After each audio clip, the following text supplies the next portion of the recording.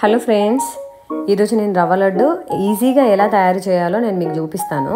నేనైతే ఇదే process follow అవుతా. మా కిడ్స్ అయితే చాలా అంటే చాలా ఇష్టంగా తింటారు.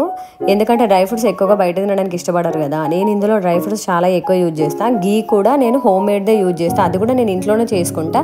నేను తీసుకున్న మెజర్మెంట్స్ చెప్తాను చూడండి. వీడియోలో చూపిస్తున్నట్టుగా ఈ పెద్ద గ్లాస్ ఉంది కదా, దాంతో నేను 3 గ్లాసెస్ రవ్వ తీసుకున్నా, 1.5 వరకు షుగర్ తీసుకున్నా, నియర్లీ 1.5 వరకు గీ తీసుకున్నా. ఫస్ట్ ఒక కడాయి తీసుకొని దాంట్లో ఒక 1/2 గ్లాస్ వరకు నెయ్యి తీసుకొని అందులో కట్ చేసుకున్న జీడిపప్పులు బాదం పప్పులు ఉంటాయి కదా, అవి గోల్డ్ కలర్ వచ్చే వరకు సిమ్లో పెట్టి మంచిగా ఫ్రై చేసుకోవాలి. అదే కడాయిలో ఒక గ్లాస్ రవ్వ తీసుకోవాలి, ఒక 1/2 గ్లాస్ నెయ్యి తీసుకోవాలి. మంచి గోల్డ్ కలర్ వచ్చే వరకు మంటను సిమ్లో పెట్టి వేయించుకోవాలి. మిగతా రవ్వ కూడా ఇలానే మంచి గోల్డ్ కలర్ వచ్చే వరకు వేయించుకొని ఒక బేసన్లో పక్కన పెట్టేసుకోవాలి. ఎండు కొబ్బరి చిప్పలు ఉంటాయి కదా, వాటిని మంచిగా గ్రేట్ చేసుకోవాలి, పక్కన పెట్టేసుకోవాలి. ఒక జార్ తీసుకొని దాంట్లో నియర్లీ ఒక 15 వరకు యాలకులు పడతాయి. కొంచెం షుగర్ వేసుకుని మిక్సీ వేసుకుంటే మంచి ఫైన్ పౌడర్ లాగా అవుతుంది. రవ్వని వేయించుకొని పక్కన పెట్టుకున్నాం కదా, దాంట్లోనే 1.5 వరకు షుగర్, డ్రై ఫ్రూట్స్, ఎండు కొబ్బరి, మిక్సీ పట్టుకున్న యాలకుల పొడి వేసి ఈ మిశ్రమాన్ని అంతా బాగా కలుపుకోవాలి. ఈ క్వాంటిటీకి నియర్లీ హాట్ మిల్క్ ఒక 1 గ్లాస్ వరకు పడతాయి.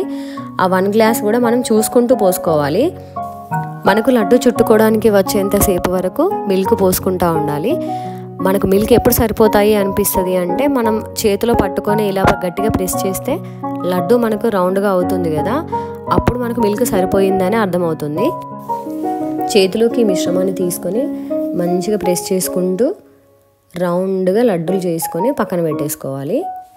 ఇలాగే చేతిలోకి మిశ్రమాన్ని తీసుకుంటూ మిగతావన్నీ లడ్డూలుగా చేసుకొని పక్కన పెట్టేసుకోవాలి. ఒకరోజు నైట్ అంతా గాలికి బాగా ఆరనివ్వాలి వీటిని.